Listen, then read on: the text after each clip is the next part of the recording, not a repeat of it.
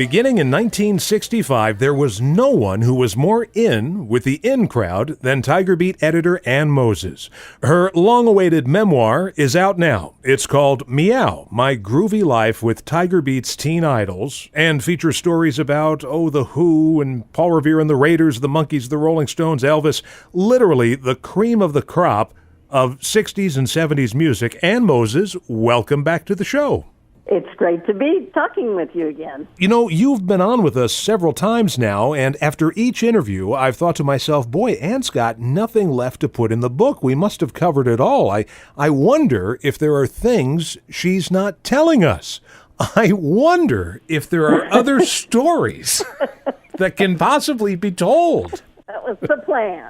That was how I wanted it to go, but you never know. Yeah, I thought, oh my goodness, she's been holding out on me with these stories. Yes, on purpose, I must say. Well, before we get into any of that, let me ask you about your friendship with the Osmond family. We've never talked about them, and you were pretty close with the Osmonds. Yes, I felt so fortunate to get to know them so well. They were and are the nicest family. I've never seen such respect and genuine respect for their parents and, young people, particularly in the hippie days. It was like, tune in, turn on, drop out. And everybody was saying, well, I just want to do my own thing. But the Osmonds were a really tight family. They began singing to raise money for their two deaf brothers to get hearing aids. Right. And then it just kind of ballooned from there. And they always maintained their faith. They were just a dream to work with because they were just nice people. So nice, in fact, that you were even invited to a family wedding. That was so neat. They invited me to Tommy's wedding, and Tommy is one of the brothers that are deaf. And of course, in the Mormon tenets, you can only attend the wedding ceremony, which is held in the Mormon temple, if you are an active Mormon. They call it having a temple recommend, right? Which is kind of a strange turn of phrase, but that's what they call it. And then they had a huge wedding reception at the Hotel Utah, which is a beautiful historic building. So I was invited to the wedding reception, and I mean, they party like anybody else. You know what I mean? No alcohol, but they just had a wonderful time. And then what I didn't expect at all was for Donnie and Jay to say, hey, we're going to fix up the wedding car, their getaway car. Right. And so they said, come with us. And I got to see them put shaving cream and cans. And, I mean, they fixed up this car no end. And the one thing that was not in the book that was really a wonderful thing they did, when I left Hollywood, that was the last time I saw the Osmonds. But then in my early 30s, I moved to Salt Lake City. I had gone skiing there with my brother and my nephew over one Christmas, and I said, this is the greatest thing in the whole world. I'm moving here. And I got there, and it was like, I didn't really think about it. I just thought about skiing, didn't think about supporting myself. But I ended up getting my real estate license, and for a while I sold timeshares at Snowbird, which is a ski resort in Utah. Beautiful resort. And I found out that wasn't all that much fun, because it was high-pressure sales.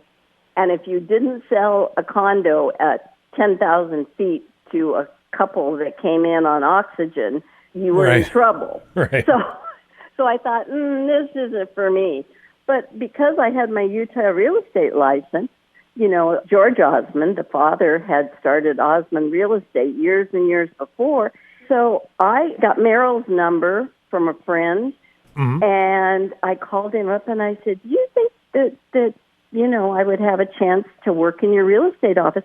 And lo and behold, they hired me, and I just thought, wow, they're helping me out. And unfortunately, it didn't last too long because their closest office was down in Provo, and it was a full hour drive down the freeway, and that's on a sunny day, let alone a snow day. Right. So after about 2 or 3 months, I said, I just don't think I can do this commute all the time.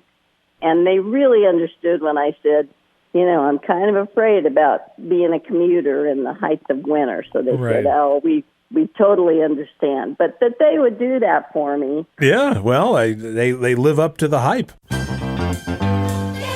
We're talking to Ann Moses, former editor of Tiger Beat magazine. Her new memoir is called Meow, My Groovy Life with Tiger Beat's Teen Idols. And Ann, I'd like to talk about, it's a group, but not a musical group, and someone you covered in the pages of Tiger Beat, and that would be the cast of TV's The Mod Squad. Oh, yeah. And, I think that was the first dramatic television series aimed at teenagers. Yes, absolutely. I think the audience that was there for the Monkees and the Partridge Family, they were just as much there for this exciting, former convicted young people. Right. And now they're cops, and I can't remember if they were undercover. Yeah, they're undercover cops, Yeah. but they're conflicted because they have hippie ideals, yet they're cops, yeah. Yeah, there you go. Thank you. But and it was always fun to go out to that set because it was so different than the other ones. The dramatic show and watching scenes being filmed, it was so different from any of the sitcom sets I had ever visited. Right. And Michael Cole was a sweetheart. He was so thrilled to be on the TV show. Yeah. I don't think he expected to have that kind of stardom quickly. And he was from Wisconsin, and so he was thrilled about everything. Peggy Lipton she was willing to do, we did long interviews with each of the three principals. Mm-hmm. And Peggy Lipton, she was willing to do the interview, but not too psyched. She was more interested in, she had other things in her life, but, very, very cordial and took care of business. Now, Clarence Williams was a hard nut to crack. Oh, boy. In a sense, he was like Mike Nesmith in that he didn't give a hoot about teen magazines. But when he finally did sit down and do the interview with me, he answered my questions really seriously and thoroughly. And you could tell he was tolerating it, not loving it. Right. But yet he was respectful enough to be serious about it. And it was a long and it was a very in-depth interview. And those interviews like that we always put in as Q&A. So and I recorded them. So you heard the entire, accurate answer from whoever I was talking to. Right. And so it was, it was an interesting dynamic and really different than I had encountered before. So that made it fun.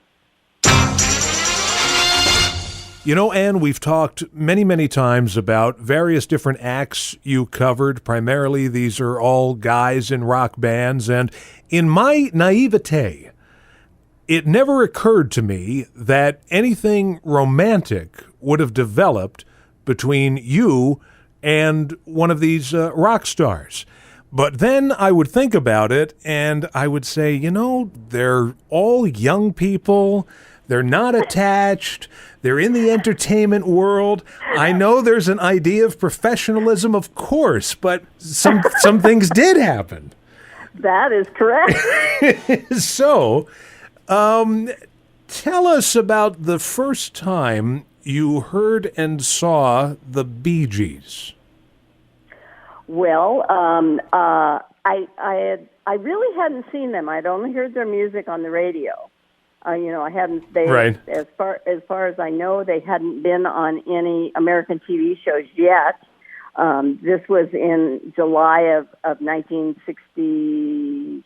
July of 1967, and so I got a call from their publicist and said, they have these songs. They had Mining Disaster, right? 1941 was a hit, and they were the new upcoming group, and of course they were managed by Robert Stigwood, who was partners with Brian Epstein, and then when Brian Epstein passed away, he was very much in that crowd, and so he was their manager, and I said, well, sure, I'll come over for an interview. So like any other interview, on my way there, I'm just thinking, what will these guys be like?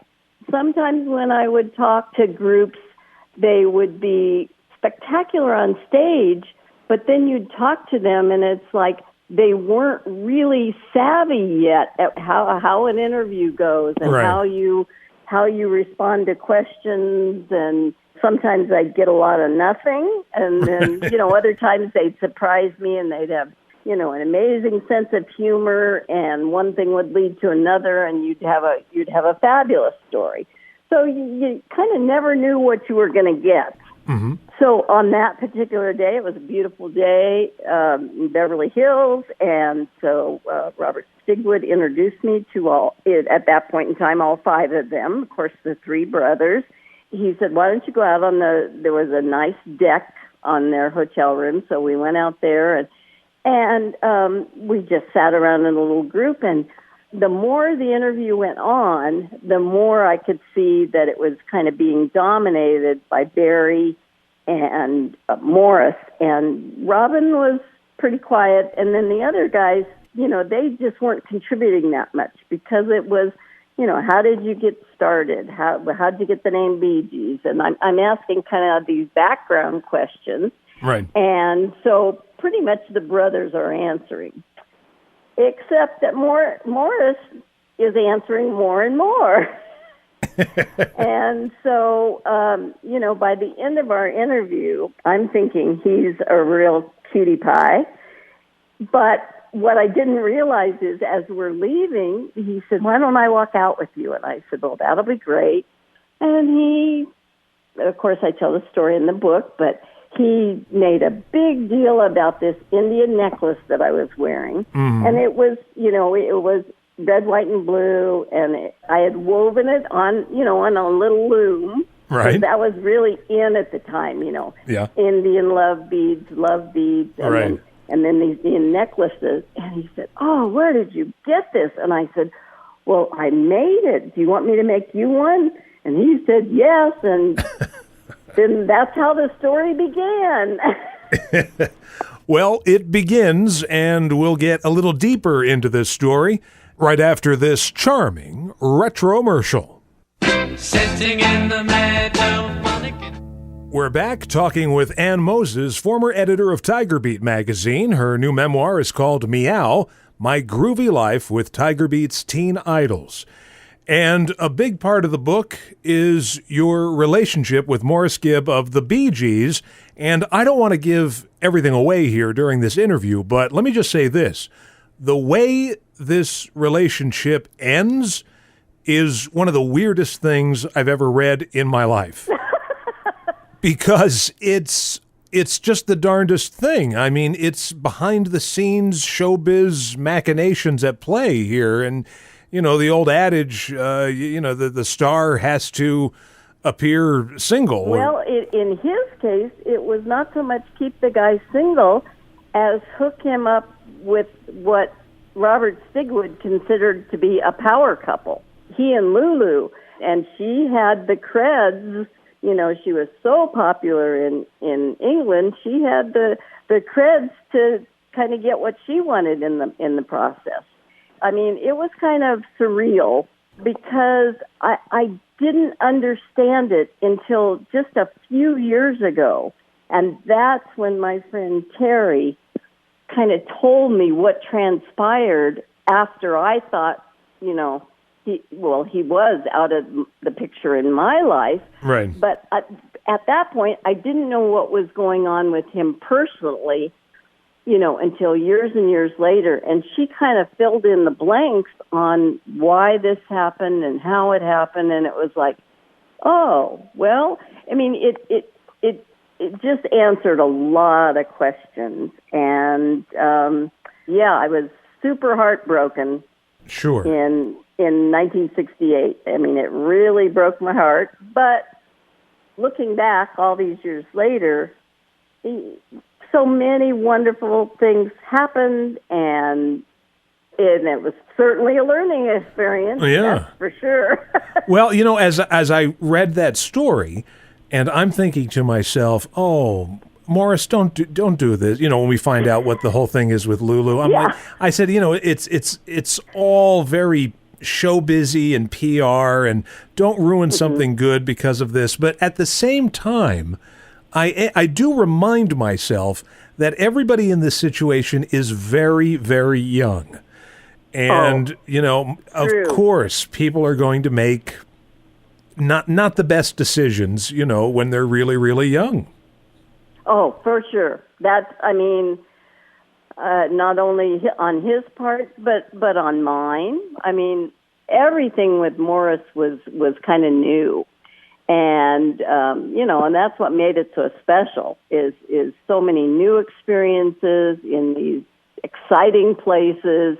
And, who knows if that it hadn't happened the way it did, if we would have in fact stayed together. Oh, sure. Yeah. And Lulu, maybe not someone with the best tact, but otherwise. No. Yeah. No, nothing. Yeah. And you're honest about that in your book. Some people who were difficult. And I find it kind of ironic that for some reason on Amazon, your book is inexplicably linked with Mike Nesmith's memoir, Infinite Tuesday. The morning that said, oh, people who bought this book might like this book, and I thought, they might. Not me, but no, it's, his book has been very well received, and he has so many millions of fans. I wish only the best for him, but he was a bit of a challenge when we were working together. Well, let me just ask you this about Nesmith. When he said to you, I guess it was later on, like maybe as the Monkees were winding down as a group, and it was one of the last times you were covering them, and he said to you, well, I was giving you a hard time because I wanted you to grow as a journalist or whatever. Yeah. Whatever he said. You nailed it. Listen, I read this book, and when he said that to you, did you buy that in the moment? I mean, do you think that was honest, or that was sort of like a Nez way of apologizing? I think it was the latter. I think it was him, having coming up with a plausible excuse for the way he had behaved. Right. And I certainly accepted it at face value. Everything gets a different perspective when you get some time on it, And looking back, I feel like he really did me a favor, because if I had to continue to press him for stories and interviews and all the volume of material we needed for our publications, right? It wouldn't have been that pleasant. But he said, just go to lunch with Phyllis, talk to Phyllis. She'll tell you. And because he handled it that way, I made a friend in Phyllis. She was a wonderful woman, and we had some just beautiful lunches together. And when I got to interview Christian Nesmith, when Michael appeared here in Mesa, when he was standing in for Peter, it was like the third to the last or second to the last performance. Then they went on to Los Angeles, and that was the last one that Mike performed. Right. And Christian told me all about his mom's life, the part that I missed, so after she divorced Mike, then she went on to really be, she worked for, I believe, a senator in California. She was very progressive. She fought for people's rights, and she was an amazing writer. And so it to hear how her life progressed was wonderful. That's what you want to hear about somebody that you haven't talked to or heard about in a long time. You want to hear that they had a happy life, or they felt good about their life, and certainly those years for Phyllis, I'm sure, were very personally rewarding. Once again, the book is called Meow, My Groovy Life with Tiger Beat's Teen Idols by our guest today, Ann Moses, and The $1 Million Question. And we hope you make $1 million off this book eventually. Where would people go to get the book? The ebooks and paperbacks are on sale at Amazon.com. And if anyone would like an autographed copy, they just have to go to my website, which is annmoses.com, and all the details are there on how you can get a personalized copy. My only regret with that is that for the readers who have asked to buy a book, and I've sent one to Germany, one to Australia, one to the UK. It's really expensive to send it to the UK, like $32 or something. Whoa. And I feel so bad. They say they pay the same price for the book, but they have to pay this crazy postage. And then the gal from Australia said, something about she had to pay all this extra tax on it, import tax or something. I don't know. But it's like, thanks for asking for it anyway. 'Cause it really touches me that they would, want a signed book that much. It's just, my mind's blown every morning. Well, Ann, as usual, it was a treat having you on the show again. Well, thanks for asking me some challenging questions. It's like I always wonder, what's he going to ask me? And thank you for voicing my trailer. Oh, yeah. If anybody has missed the trailer, you hear Ghosty's mellifluous voice on that trailer. So just go to YouTube and put in Ann Moses book trailer, and you will find it, and you get to hear Ghosty's lovely voice.